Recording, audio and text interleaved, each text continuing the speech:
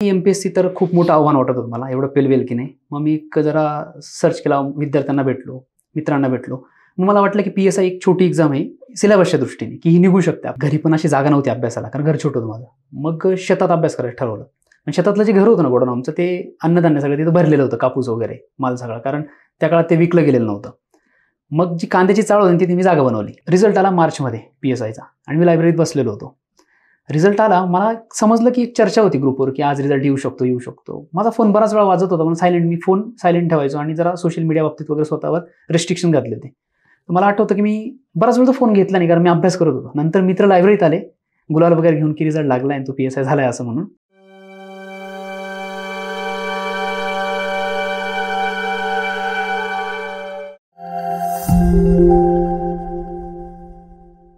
नमस्कार, मी किरण निंबोरे, वास्तव कट्टेवरती आपल्या सर्वांचं स्वागत.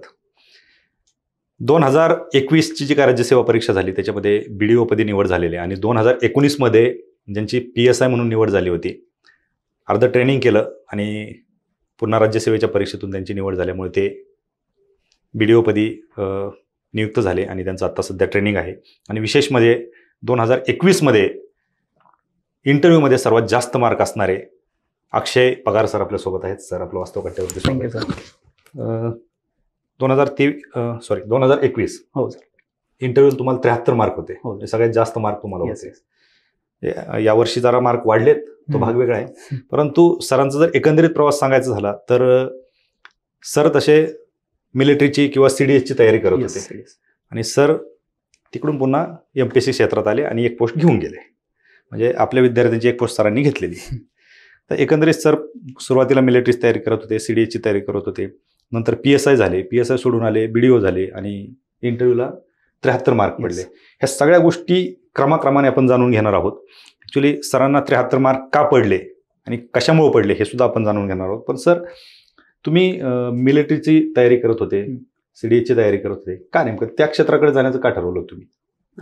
सर, एक गावात थोडंसं बॅकग्राऊंड होतं की गावातले बरेच लोक आर्मीची तयारी करत होते. त्यात माझे भाऊ होते काही. एक आमचे काका शहीद पण झालेत आर्मीत. मग एक लहानपणापासून कुठेतरी एक अट्रॅक्शन होतं की आपण युनिफॉर्म सर्व्हिसेसकडे जावं. त्यानंतर मग रेग्युलर आपलं जसं शिक्षण होतं, इंजिनिअरिंग केलं मी, एक काहीतरी बॅकग्राऊंड असावं, आपलं बॅकअप असावं म्हणून. पण एक सेकंड इयरला असताना माझा थोडासा एक ॲक्सिडेंट झाला होता आणि त्यानंतर मला कुठेतरी एक सेल्फ रिअलायझेशन झालं होतं आयुष्याचं की आपण जरा आयुष्याला सिरियसली घेतलं पाहिजे, काहीतरी करायला पाहिजे चांगलं. मग त्यानंतर मी जरा सिरियस झालो माझ्या गोलप्रती. मग थर्ड इयरला असताना मी युनिव्हर्सिटी एंट्री स्कीम असते एक, जी इंजिनिअरिंगच्या मुलांसाठी असते, त्या थ्रू आपण आर्मीत जाऊ शकतो. तो इंटरव्ह्यू दिला होता इंडियन नेव्हीसाठी. तो होता माझा विशाखापट्टणम येथे. पण कुठेतरी फेल्युअर आला. आपण कम्युनिकेशन स्किल्स असतील आपल्या, कुठेतरी इंग्लिशला आपण ग्रामीण भागातील मुलं थोडेसे मागे पडतो. मग मी थोडं स्वतःवर काम केलं आणि पुढे CDSची तयारी सुरू केली. CDS म्हणजे कंबाईंड डिफेन्स सर्व्हिस, ज्यात की आर्मीचे ऑफिसर्स भरले जातात. मग मला यश पण आलं. कॉलेज असतानाच एक्झाम पास झालो मी. माझा एक इंटरव्ह्यू भोपाळला होता, त्यानंतर अलाहाबादला होता. इंटरव्ह्यूज देत होतो मी, पण मला कुठेतरी अपयश येत होतं. आणि तिकडे कसा प्रकार असतो, एक असतं परमनंट सर्व्हिस कमिशन आणि दुसरं असतं एक शॉर्ट सर्व्हिस कमिशन. मग 23 वयानंतर आपण शॉर्ट सर्व्हिससाठी ॲप्लिकेबल होतो, म्हणजे 14 वर्ष सर्व्हिस करता येते फक्त. पण मला कॉन्फिडन्स येत नव्हता मी कुठेतरी पास होईल की नाही, आणि समजा नाही झालो तर मग मला परत पण जाता येणार नाही. म्हणून मग मी इकडे MPSCकडे स्विच झालो की आपल्या हातात काहीतरी असायला हवं. थोडा काळ तो अनसर्टन होता आणि भीती पण होती थोडीशी करिअरची. मग मी सुरुवातीला विचार केला की MPSC तर खूप मोठं आव्हान वाटत होतं मला, एवढं पेलवेल की नाही. मग मी जरा सर्च केला, विद्यार्थ्यांना भेटलो, मित्रांना भेटलो. मग मला वाटलं की PSI एक छोटी एक्झाम आहे सिलेबसच्या दृष्टीने, की ही निघू शकते आपल्याने. तोपर्यंत MPSC माहीत नव्हते? नाही, तोपर्यंत MPSCचा विचार असा नव्हता की माहिती होती सर, पण करावा असा विचार नव्हता. मग मी PSIची पुस्तकं घेतली प्रीसाठी. मग त्यात पॉलिटी आणि जिओग्राफी जे कॉमन विषय असतील ते माझे CDSमुळे तयार झालेच होते. मग मी महाराष्ट्राचा इतिहास असेल, महाराष्ट्राचा जिओग्राफी असेल, हे पण अगदी शॉर्टमध्ये जे महत्त्वाचं आहे, नोट्स वगैरे असतील, अशा स्वरूपाची तयारी सुरू केली. मग थोडंसं ॲनालिसिस असेल, स्मार्ट पद्धतीने त्याचा अभ्यास असेल, असं करून मला प्रीला 52 मार्क्स आले. मग त्यानंतर मग कायद्याची पुस्तकं घेतली. तेही मला खूप माहीत नव्हतं, पण जी मित्र होती तिथे लायब्ररीत, म्हणजे मी सिंहगड कॉलेजचा आहे आणि त्याच भागात मी तयारी केली. असं पेठेत किंवा MPSCच्या मुळं जे आहे आपली पंढरी, त्या भागात कधी आलो नाही मी. मग त्यांची माहिती घेऊन मी तयारी सुरू केली आणि मला एक फायदा झाला की मी बरं होतो की एकटाच होतो, किंवा माझं स्पेअर खूप छोटं होतं, त्यामुळे तो मेंटल प्रेशर कधी माझ्यावर आला नाही. मग मेन्सची चांगली तयारी सुरू केली. एक प्रामाणिक ॲनालिसिस करत होतो स्वतःचं, कुठे चुकतं आणि त्यावर काम करत होतो. मेन्सला चांगले मार्क्स आले. मग PSIचं मला वाटलं की 132 मार्क्स आले की सिक्युअर होतो आपण आता. मग फिजिकलची तयारी आणि मग राज्यसेवेची तयारी सुरू केली की मग राज्यसेवेचे जे विषय असतील एक्स्ट्रा, पंचायत राज असेल, HRD असेल, ते त्यानंतर सुरू केले. मग ते पण लायब्ररीतले जे मित्र होते, काही नकुलदादा पोळेकर असतील किंवा इतर, त्यांच्या गायडन्सने तो अभ्यास सुरू केला. तो अभ्यास चालू होता आणि सोबत फिजिकलची तयारी चालू होती. पण PSI हा खूप मोठा ट्रॅप आहे असं मला वाटतं, की ज्यात आपल्या आयुष्याचे 2-3 वर्ष निघून जातात आणि आपण जे रेग्युलर MPSC त्याच्यापासून पण दुरावले जातो. कारण मी आजूबाजूचे पण सापडलो होतो. येस. आणि आजूबाजूचे बरेच मित्र बघितले सर मी, जे की खूप कॅलिबर होतं विद्यार्थ्यांचं त्यांचं, की जे राज्यसेवेचे मुलं होते पण PSI मध्ये अडकल्यामुळे कुठेतरी त्यांचं क्षेत्र सुटलं आणि PSI म्हणूनच राहिले. मग राज्यसेवेची तयारी, पण मी एक चांगलं केलं की मी ना राज्यसेवेचा टच सोडला नाही आणि तो अभ्यास चालू ठेवला. मी एक मॅनेजमेंट केलं बरोबर वेळेचं. सकाळी फिजिकल असेल, सायंकाळी फिजिकल असेल आणि दिवसभरात काही झालं तरी मी लायब्ररीत जाऊन मेन्सचा अभ्यास करणारच. असं केल्यामुळे मला एक राज्यसेवेची थोडीशी तयारी चांगली झाली. मग आला कोविडचा पिरियड. तयारी माझी सुरुवातीच्या टप्प्यामध्येच होती. 20 मार्चच्या आसपास आपण घरी गेलो आणि 22 मार्चला जनता कर्फ्यू, म्हणजे तेव्हापासून ते कर्फ्यू स्टार्ट झाला. घरी गेलो, गावात सगळेच आलेले होते आणि घरी पण अशी जागा नव्हती अभ्यासाला, कारण घर छोटं होतं माझं. मग शेतात अभ्यास करायचं ठरवलं. आणि शेतातलं जे घर होतं ना गोडाऊन आमचं, ते अन्नधान्य सगळं तिथं भरलेलं होतं, कापूस वगैरे माल सगळा, कारण त्या काळात ते विकलं गेलेलं नव्हतं. मग जी कांद्याची चाळ होती तिथे मी जागा बनवली एक तिथं, की एक ठरवलं की इथं अभ्यास करायचा. मला आठवतं की 20 मार्चपासून ते 20 ऑगस्टपर्यंत मी घरी होतो आणि त्या 6 महिन्यात 5 महिन्यात एकही दिवस मला आठवत नाही की मी अभ्यासाचं बुडवलं असेल असं. ते माझं एक डिसिप्लिन होतं. येस, घरी राहून. आणि मला वाटतं की तोच पिरियड माझ्यासाठी सगळ्यात महत्त्वाचा होता, की ज्यामुळे मी राज्यसेवा पास होऊ शकलो. नाहीतर इतर पुण्यातही राहिलो असतो तरी मला नाही वाटत की मी पास होऊ शकलो असतो, कुठेतरी थोडासा डायव्हर्ट होऊ शकलो असतो किंवा इतर गोष्टी.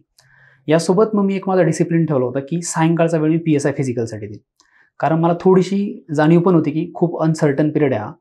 कोविडचा पिरियड होता, त्यावेळी गव्हर्नमेंट पण अनस्टेबल होतं, की काय होईल पुढे आपण सांगू शकत नव्हतं. त्यामुळे मला हातातली पोस्ट सोडायची नव्हती. त्यामुळे रोज सायंकाळी 2 तास मी PSI फिजिकलसाठी देतो. असा माझा एक कली कार्यक्रम चालू होता. त्यावेळी आता मी असा विद्यार्थी होतो की एकदम सोशल, की गावात गेलो म्हणजे मित्रांसोबत राहणार, कट्ट्यावर जाणार. पण तो पिरियड असा होता की मित्रांपासून लिटरली दुरावलो गेलो होतो. सगळेच मित्र असतील, फॅमिली असेल, हां, तो सेल्फ डिसिप्लिन जो मी फॉलो केला ना, तो खूप महत्त्वाचा ठरला आणि त्यामुळेच कुठेतरी मी MPSC टिकू शकलो असं मला वाटतं. तुम्ही ट्रेनिंगला गेले PSIच्या? हो सर. मग PSIचं सर पुढे असं झालं, फिजिकल किती वेळेवर झालंच नाही, ते परत परत वाढत गेलं.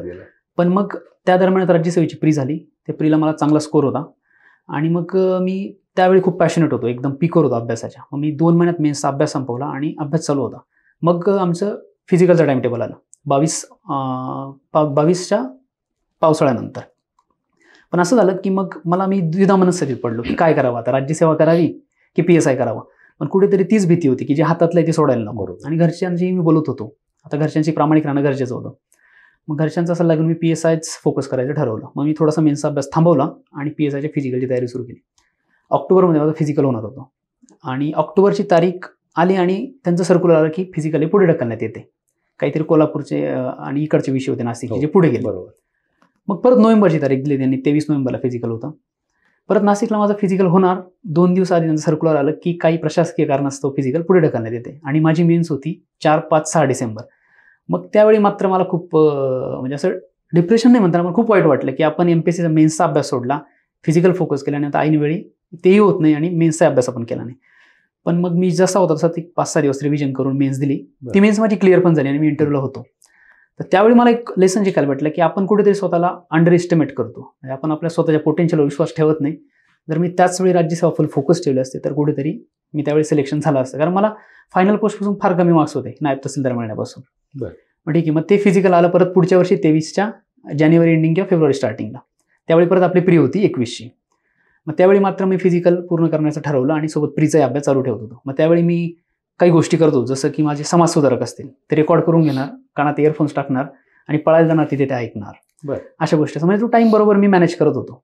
कारण मला 2 टच सोडायचे नव्हते. प्रीला चांगले मार्क्स आले, प्री क्लिअर झालो आणि PSIचा फिजिकललाही माझा चांगला होल्ड होता. माझा ग्राउंड आउट ऑफचं होतं, 100 आउट ऑफ 100चं. पण फायनलच्या दिवशी थोडंसं गोळा चुकला माझा आणि 95 मार्क्स आले.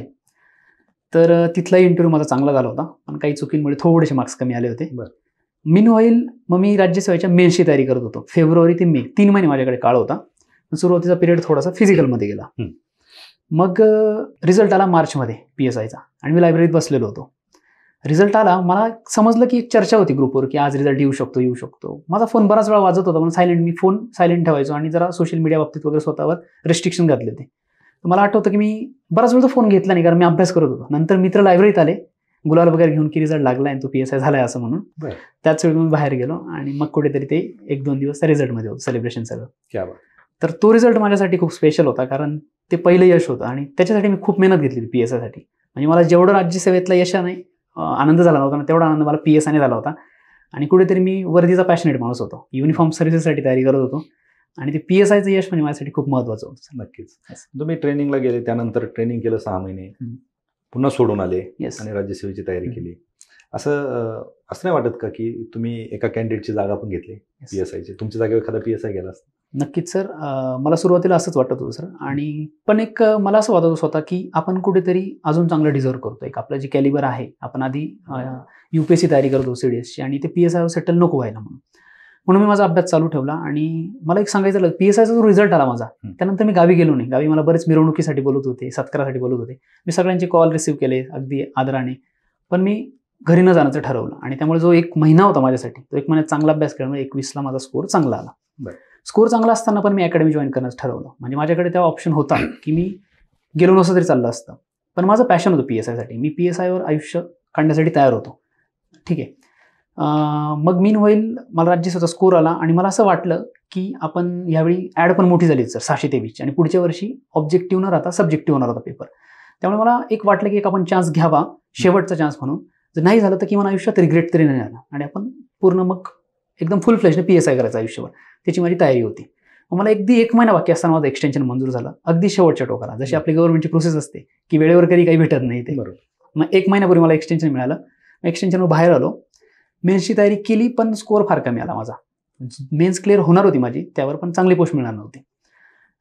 पण मला फायदा त्याचा झाला इंटरव्ह्यूसाठी सर. मग माझा राज्यसेवा इंटरव्ह्यूला त्यावेळी मी खूप चांगलं, म्हणजे एकदम थरोली प्रिपेअर केलं एकदम. जर माझं मग बॅकग्राऊंड असेल, शेतीचं असेल, माझं PSI बॅकग्राऊंड असेल, एज्युकेशन असेल, हे सर्व गोष्टी मी नीट प्रिपेअर केल्या, आणि त्यामुळे मला इंटरव्ह्यूला राज्यात सर्वाधिक मार्क्स मिळाले आणि कुठेतरी मला क्लास 1 पोस्ट मिळाली. बरोबर. येस. मग ते जे म्हणालात सर तुम्ही की मी कुठेतरी एका विद्यार्थ्याची पोस्ट वाया घालवली, तर त्या दरम्यानच एका विद्यार्थ्याने मला अप्रोच केला की सर तुमचं राज्यसेवेतून सिलेक्शन झालंय, जर तुम्ही तिकडून रिझाईन केलं तर मला कुठेतरी वेटिंगमध्ये जागा मिळू शकते, कारण वेटिंग लिस्ट लागायची बाकी होती अजून. अच्छा. आणि मी सुरुवातीला थोडंसं ते मनावर घेतलं नाही एवढं, पण नंतर त्याची फॅमिली येऊन भेटली, थोडासा गरीब घरातला होता तो. मग मी ठरवलं की ठीक आहे, आपली इकडे रँक चांगली आली आणि काय हरकत नाही. थोडेसे कॉम्प्लिकेशन्स होते तिकडे, की पैसा भरावा लागणार होता, कारण ती PSI पोस्ट सोडताना आपल्याला ट्रेनिंगचा खर्च भरून द्यावा लागतो. बरोबर. आणि त्याबद्दल अकॅडमी शुअर नव्हती की नेमका पैसा भरून घ्यायचा की नाही घ्यायचा, हा क्लास 1 झालाय असं. पण त्यावेळी तो जो GR आहे आपला गव्हर्नमेंटचा, की 1 वर्षाच्या आत जर त्या व्हॅकन्सी गेल्या तरच त्याला फायदा होणार होता. म्हणून मग मी माझा पगारावर पाणी सोडत जो पैसा होता तो भरण्याचं ठरवलं, आणि तो जो ट्रेनिंगचा खर्च होता तेवढा भरून मी ती पोस्ट वॅकंट केली त्यासाठी. आणि 2च लोकांची वेटिंग लिस्ट लागली, एक मुलींमधून होती आणि एक मुलांमधून होती. तर ती माझी जागा त्या विद्यार्थ्याला मिळाली. त्या विद्यार्थ्याला ती जागा मिळाली, म्हणजे ती पोस्ट घेतली. म्हणजे मी जसं सुरुवातीला म्हणलो की तुम्ही एका विद्यार्थ्याची पोस्ट घेतली. निश्चित. म्हणजे याच्यासाठी खरंच खूप मोठी गोष्ट आहे, कारण आज आपण करतोय हे सगळं पैशासाठीच करतोय. म्हणजे त्या पैशावरती पाणी सोडून, तुम्ही पगारावरती पाणी सोडून ती पोस्ट सोडली. आत्ताही आपण पाहतो की ऑप्टिंग आउटसाठी कित्येक अधिकारी अजूनही टाळाटाळ करतात, ऑप्टिंग आउट करत नाहीत. काही उदाहरणं अशी आहेत की डबल पोस्ट घेणारे पण नावं आपल्याला घ्यायची नाहीत, पण उदाहरणं आहेत. त्याच्यात तुम्ही तुमच्या मनाचा एवढा मोठेपणा दाखवला, आणि एका कुटुंबाचा नाही, 2 कुटुंबाचा तुम्ही तिथं मोठेपणा, तुमचा मोठेपणा पाहून ते 2 कुटुंब कुठेतरी भविष्यामध्ये सुधारतील. त्याच्यात खरंच ही चांगली मोठी गोष्ट आहे. मला माहीत नव्हतं की त्या जागेवरती दुसरा कोणी गेला असेल.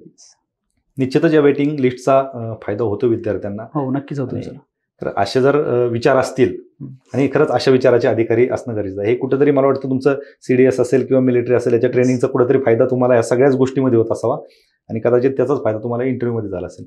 काय नेमकं 73 मार्क तुम्हाला इंटरव्ह्यू, तुम्ही सांगितलं की याचा फायदा मला बऱ्यापैकी झाला. का तुम्हाला असं का वाटतं की तुम्हाला सगळ्यात जास्त मार्क दिले, का दिले असतील? सर, इंटरव्ह्यूच्या बाबतीत माझे 3 इंटरव्ह्यू झाले सर तसे MPSCचे. एक होता PSIचा पहिला, दुसरा राज्यसेवा 2020. PSIला किती होते मार्क? सर, PSIला 24 मार्क्स होते, कमी मार्क होते.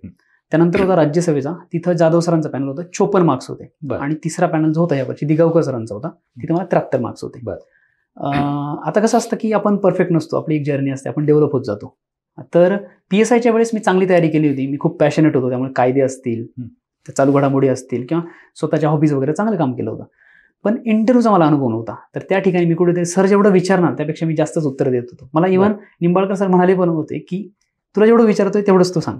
मी कुठेतरी एक्स्ट्रा माहिती सांगत होतो. मला डोक्यात असं प्रिज्युडायसेस होतं की आपण एक्स्ट्रा माहिती सांगितली की चांगले मार्क पडतील असं, तर ते असं काही नव्हतं. चांगला इंटरव्ह्यू जाऊन पण मला मग थोडे कमी मार्क्स आले, ॲव्हरेज 24 मार्क्स आले. दुसरा होता राज्यसेवेचा, जाधव सरांचा पॅनल होतं, आणि तिथे कुठेतरी एक त्या पॅनलचा एक म्हणजे पॅटर्न होता की एक ॲव्हरेज मार्क्स द्यायचे सर असे खूप वरती देणार नाही, कमी देणार नाही. सो तिथले ते चांगले मार्क्स होते. तिसरा जो इंटरव्ह्यू होता सर, त्यावेळी मी मात्र मला पूर्ण वेळ मिळाला होता. मी एक स्वतःचं ब्रेन स्टॉर्मिंग करत होतो कंटिन्यू, की मी कंटिन्यू त्या विचारात राहायचो की आपल्याला काय प्रश्न विचारू शकतात. एखादी जी गोष्ट असेल माझी, की माझी प्रोफाईल असेल, मग शेती असेल, घरचं बॅकग्राऊंड, यावर कुठपर्यंत जाऊ शकतात, मग त्या प्रश्नाला लागून कुठला प्रश्न येऊ शकतो, असा माझ्या डोक्यात मी कंटिन्यू विचार करायचो. म्हणजे मला अभ्यास करताना वेळ मिळाला किंवा जेवताना वेळ मिळाला की त्यावर मी सतत विचार करत राहायचो. तर मला सगळ्यात महत्त्वाचं वाटतं की आपण आपल्या प्रोफाईलवर काम करायला पाहिजे. की आपण काय करतो की इंटरनॅशनल घडामोडी असतील किंवा इतर गोष्टी त्याला आपण खूप महत्त्व देतो, ज्या की एवढ्या गरजेच्या नाहीत. आपली जी प्रोफाईल आहे, आपण आपलं एज्युकेशन, आपलं बॅकग्राऊंड, किंवा आपण कुठून आलो आहोत किंवा आपण कुठे काम करतो, त्यावर आपण चांगला होल्ड मिळवला तर चांगले मार्क्स येतात असं मला वाटतं. इंटरव्ह्यूच्या बाबतीत मला असं वाटतं स्वतःला की मला चांगले मार्क्स का आले, की माझा ना जो डोमेन होता खूप नॅरो झाला. म्हणजे मी PSIचा होतो. बाकीच्यांच्या बाबतीत ती कोरीपाटी असते की इंटरव्ह्यू कुठेही जाऊ शकतो. माझा अगदी डिफाईन होता की मी PSI होऊन आलो होतो. माझं बॅकग्राऊंड शेती होतं. रिसेंट घडामोडीचं बजेट वगैरे झालं होतं, मी त्या चांगल्या केलेल्या होत्या. स्क्रिप्ट ज्या असतात त्या स्क्रिप्ट चांगल्या नीट ॲनालाइज केल्या होत्या की कुठपर्यंत त्या पॅनलचा जाऊ शकतो यांचा. तर अशा अर्थाने चांगली तयारी केल्यामुळे आणि मॉक इंटरव्ह्यूज भरपूर दिले सर मी. म्हणजे कसं असतं की आपल्याला वाटतं की लोक म्हणतात की मॉक इंटरव्ह्यूज नाही दिले पाहिजे, आयोगाच्या दर्जाची नसतात. पण असं काही नाही. माझं मत असं याबाबतीत की आपण सगळ्या ग्राउंडवर खेळण्याची आपली प्रॅक्टिस पाहिजे. म्हणजे त्या दिवशी आपल्याला कोण असतील आणि कशी सिच्युएशन असेल आपण सांगू शकत नाही. तर आपली सगळ्या प्रकारच्या लोकांकडे जर इंटरव्ह्यू दिलेली असतील आपण, म्हणजे कुठलीही सिच्युएशन असेल तर आपण त्याला फेस करण्याची तयारी पाहिजे, तर आपल्याला मार्क्स येऊ शकतात. नक्कीच. आणि दुसरी गोष्ट अशी होती सर की तुम्ही जेन्युन दिसला पाहिजे त्यांना, की तुम्ही जेन्युन वाटला पाहिजे. तुमचं जे फील्ड आहे त्याबद्दल तुम्ही प्रॅक्टिकल पाहिजे. कुठेतरी एकदम असं हवेत वगैरे न राहता तुम्ही तुमच्या कामाची तुम्हाला अवेअरनेस पाहिजे. जगाच्या गोष्टी चालू त्याची अवेअरनेस पाहिजे. खूप नॉलेज असावं असं काही नाही. समजा आता इस्रायल आणि युद्ध झालं असेल तर आपण काय करतो, पान नोट्स काढून ठेवतो. त्याच्या काही गरज नाही. तुम्हाला ती बेसिक त्याची अवेअरनेस असेल ना की असं काहीतरी युद्ध झालं, त्याच्या जागेवर असा परिणाम होऊ शकतो, तरी सफिशियंट आहे सर. मला असं वाटतं की इंटरव्ह्यू सारी अशी असायला हवी. आता तसं PSIचे इंटरव्ह्यू सुरू होतील. तुम्ही PSIचा इंटरव्ह्यू दिलाय, तुम्ही PSI ट्रेनिंग केलंय आणि तुम्हाला राज्यसेवेमध्ये सगळ्यात जास्त मार्क पडले. ते काय राज्यसेवा आणि PSI या दोन्हीमध्ये वेगवेगळ्या पद्धतीने तयारी करावी लागते का तयारी सगळ्यांसाठी सेम असते? कारण आता मार्चमध्ये याचे इंटरव्ह्यू सुरू होतात PSI. काय सांगाल तुम्ही, कशा पद्धतीने त्यांनी तयारी केली पाहिजे? सर आधीपर्यंत कसं होतं की PSIचे थोडेसे इंटरव्ह्यू वेगळ्या पद्धतीने व्हायचे, म्हणजे 5-10 मिनिटात इंटरव्ह्यू संपायचे. राज्यसेवेचे आता 2022चे 5 मिनिटात. अच्छा, आता नवीन पॅटर्न इकडे आला असेल सर. पॅटर्न म्हणजे काही पॅनलने ते संपवले. आणि मध्यंतरी जे पॅनल्स आले, निंबाळकर सरांचे असतील, दिगावकर सरांचे, तर ते कुठेतरी PSI आणि राज्यसेवा असा फरक राहिला नव्हता तिथे. तिथे PSIचे इंटरव्ह्यू 20-20 मिनिटं चालायचे आणि राज्यसेवेचे 30 मिनिटं वगैरे चालायचे. आणि ते जे नवीन होते त्यामुळे ते सगळे कव्हर करायचे, सर्व अंक कव्हर करायचे. आता मला असं वाटतं की जर आपण जुन्याच पद्धतीने विचार केला तर PSIच्या रिक्वायरमेंट्स थोड्याशा वेगळ्या आहेत, की ज्या त्या गोष्टी तुमच्यातून दिसल्या पाहिजे. तुम्ही फायटिंग फिट त्यांना दिसला पाहिजे, तुम्हाला कायद्याचं नॉलेज पाहिजे थोडंसं, नाही का, आणि त्या पदाचं तुम्हाला अवेअरनेस पाहिजे. तर या इतर गोष्टी असतील ना तर PSIसाठी सफिशियंट आहेत. त्यात महत्त्वाचं म्हणजे कायद्याचं नॉलेज एक महत्त्वाचं आहे. चालू घडामोडी ठीक आहे, एवढं काही नाही. आणि स्वतः तुम्ही त्यांना एक इलिजिबल कॅन्डिडेट वाटला पाहिजे, तुम्ही जेन्युन वाटला पाहिजे. असं म्हणजे की काहीतरी तुमच्यात असं घोडचूक जर आपण काही केली नाही इंटरव्ह्यूला की ॲव्हरेज मार्क्स येऊन जातात. राज्यसेवेच्या बाबतीत मात्र थोडंसं वेगळं आहे. आपल्याला मला असं वाटतं की या सगळ्या ज्या पोस्ट आहेत की आपल्याला खूप इमिजिएटली इन्चार्जशिप भेटू शकते किंवा थोड्याशा व्यापक स्तरावर काम करायची संधी मिळू शकते, अशा पोस्ट आहेत. त्यामुळे इथे नक्कीच त्यांच्या अपेक्षा जास्त असतात. इथं प्रश्नही थोडेसे जास्त होतात, वेळही जास्त असतो. यावर्षी थोडं मला ऐकण्यात आलं की 5-5 मिनिटात वगैरे इंटरव्ह्यू संपले. ही सिच्युएशन प्रत्येकाच्या बाबतीत येऊ शकते. मग त्यातही आपण जर चांगलं दाखवलं तर आपल्याला मार्क्स येऊ शकतात. 5 मिनिटात पण स्वतःला प्रेझेंट करता आलं पाहिजे. येस. आणि त्यात म्हणजे सर जेवढं ते विचारणार आहेत ना त्यात आपल्याला चांगलं दिसलं पाहिजे आपण त्यांना, की आपण जर काही घोडचूक केली नाही सर, ॲव्हरेज जरी आपण दाखवलं त्यांना तरी आपल्याला 60+ मार्क येऊन जातात. ओके. येस. तुम्ही 6 महिने ट्रेनिंग केलं ना? Yes sir. काय अनुभव होते ट्रेनिंगचे?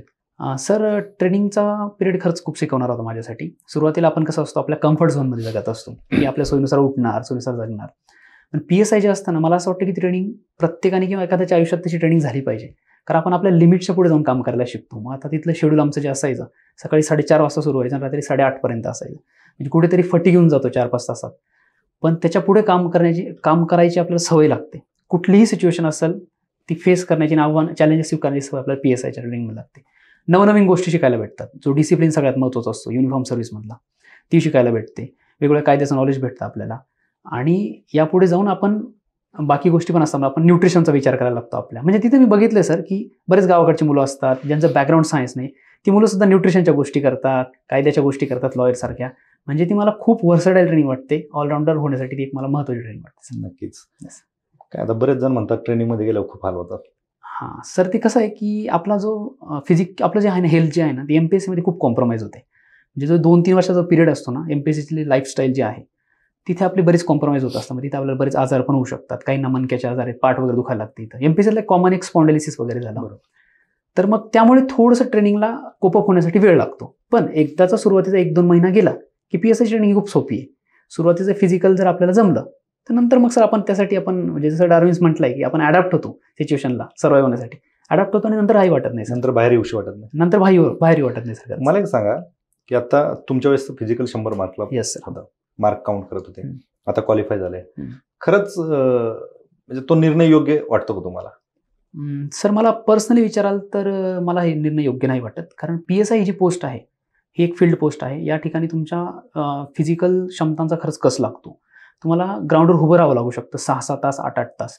आणि जे ट्रेनिंग पण आहे ते तसंच आहे सर, खूप टफ आहे. सो मला असं वाटतं की ते कुठेतरी प्री फेज असतो तो प्रिपरेशनचा. म्हणजे तुम्ही जेव्हा फिजिकलची तयारी करतात तुम्ही अजून फिजिकली फिट होता आणि मेंटली फिट होतात त्या पोस्टसाठी. सो मला असं वाटतं की जेव्हा फिजिकलला मार्क्स असतात ना तेव्हा आपण अजून एलिजिबल कॅन्डिडेट्स एमपीएससीला मिळू शकतात. काय होतं मग सर की इतर विद्यार्थी पण देतात जे पीएसआयसाठी सिरियस नसतात.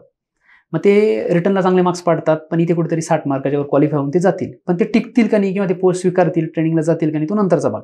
मला नाही वाटत की ते जातील. असे बरेच लोक असतात.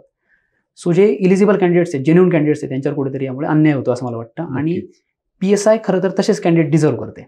हे जे जातात ना मग ते कुठेतरी नंतर सोडून देतात किंवा यांच्याने ट्रेनिंग वगैरे होत नाही. काहीतरी पोस्ट पाहिजे म्हणून ती घेतली जाते. येस असा विषय. मग ती कुठेतरी आज आपण पाहतो की एसटीआय ही पोस्ट मला वाटतं राज्यसेवेचा अभ्यास करण्यासाठी आहे. येस कारण बऱ्यापैकी एसटीआय घ्यायची आणि राज्यसेवेचा अभ्यास सुरू करायचा.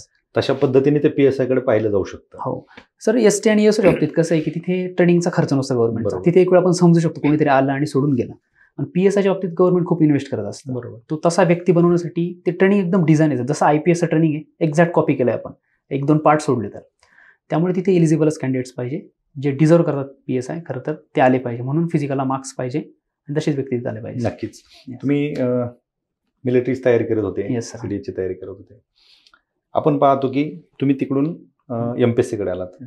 कित्येक एक्झाम आहेत जसं मिलिटरीच्या असतील, सीडीएस असेल, बँकिंग असेल, एसएससी असेल, सीजीएल असेल, खूप एक्झाम आहेत. येस वेळेवरती होतात, खूप मोठ्या वॅकन्सीज असतात. आपले विद्यार्थी तिकडे जात नाहीत. नाही खरं. त्यांना फक्त लाल दिवा दिसतो नसलेला. ते एमपीएससीकडेच आकर्षित होतात. बरोबर आहे. काय सांगाल तुम्ही विद्यार्थ्यांना? सर हे एमपीएससीच्या म्हणजे जे इकडची जी फील्ड आहे मी तिकडे बघितलं बरं विद्यार्थ्यात की म्हणजे थोडंसं झापडं लावलेत आपण कुठेतरी की आपण एमपीएससी का एमपीएससी बघतो इथे. आता माझा जो क्राऊड होता, मी ज्या सिंहगड कॉलेजमधून येतो तर तिथे माझे जे मित्र होते ते कुठेतरी सेंट्रलची पण तयारी करत होते, एमपीएससीची पण करत होते आणि त्याचा त्यांना फायदा आला सर. म्हणजे इकडचे त्यांनी मेन्स दिले, इकडे इंटरव्ह्यूपर्यंत आले आणि इथं फायनल सिलेक्शन झाले म्हणून ते तिकडे कुठेतरी आयबीत सिलेक्ट झाले, ACIO आहेत किंवा CAPFला सिलेक्ट झाले, CDSला सिलेक्ट झालेत आणि त्या पोस्ट खूप चांगल्या आहेत सर तिकडच्या. तिकडचा एक फायदा असा आहे की वेळेवर एक्झाम होतात. दर 6 महिन्याला व्हॅकन्सी निघते, वेळेवर त्या पोस्ट त्याची प्रोसेस असते ती कम्प्लीटही होते आणि ट्रेनिंग योग्य वेळात होऊन ते रुजू पण होतात. म्हणजे मला आठवतं की माझं PSIला सिलेक्शन झालं म्हणून मी IBची एक्झाम दिली नाही. माझ्या रूममेटने IBची एक्झाम नंतर देऊन तो सिलेक्ट होऊन त्याची 1.5 वर्ष सर्व्हिस झाली, तेव्हा मला PSIची जॉईनिंग आली. म्हणजे असा फरक एमपीएससीचा पडतो आणि सेंट्रलच्या काही एक्झामचा पडतो. आणि अभ्यासाचा खूप फरक नाही पडत सर. काही थोड्या रिक्वायरमेंट जास्त असू शकतात तिकडे. इंग्लिश असेल, ॲप्टीच्या असतील काही गोष्टी आणि थोड्या गोष्टी असतील वेगळ्या. बाकी तर कोर सब्जेक्ट जे ते कॉमन असतात. त्यामुळे मला असं वाटतं की एमपीएससीच्या विद्यार्थ्यांनी सुरुवातीची काही वर्ष राज्याचा फोकस ठेवावी, पण सोबतच इतर पण ज्या ऑपॉर्च्युनिटीज आहेत आपण मिस करता कामा नये. कुठेतरी नॉर्थचे विद्यार्थी जास्त असतात, त्यात कॅटच्या एक्झाम असतात, अकाउंटिंगच्या असतात. आपण बघा मुंबईत वगैरे नाबार्ड वगैरे बाहेरची मुलं जास्त असतात आणि आपलं मुलं कुठेतरी आत्ता फोकस करायला लागली. त्यामुळे तो सुद्धा एक चांगला प्लॅन बी तयार होऊ शकतो स्पर्धा परीक्षातल्या विद्यार्थ्यांसाठी. नाही, आपल्या विद्यार्थ्यांना प्लॅन बी म्हटलं की ते लगेच कुठेतरी एखादा बिझनेस किंवा वेगळी नोकरी, पण त्यांना बँकिंग, SSC, CGL इकडे ते वळतच नाहीत. कारण तेवढं अवेअरनेस नाही, ते होणं गरजेचं आहे. निश्चितच सर, तुम्ही सांगितलं की तुम्ही कोविडमध्ये गावाकडे अभ्यास केला, तुम्ही सिंहगड कॉलेजला होता, तुम्ही मेकॅनिकल इंजिनियर आहात. स्पर्धा परीक्षेचं म्हणजे एमपीएससी विषयी जास्त तुम्हाला काही माहिती नव्हती. काय सुरुवात कशी केली होती तुम्ही? क्लास लावला होता कुठला काय? सर असा क्लास नव्हता लावला सर मी. सुरुवातीला गरज वाटली का कधी? सर क्लासची मला असं वाटतं की ते व्यक्ती परत डिफरंट होऊ शकतं सर. तुम्हाला गरज वाटली सर? मला असं वाटतं की मी काही विषयांसाठी क्लास लावले सर. माझं स्वतःचं इंग्लिश चांगलं नव्हतं, मग मी इंग्लिश शिकून घेतलं. म्हणजे मला असं वाटतं की इथं तुमचं स्वतःचं प्रामाणिक अनालिसिस पाहिजे.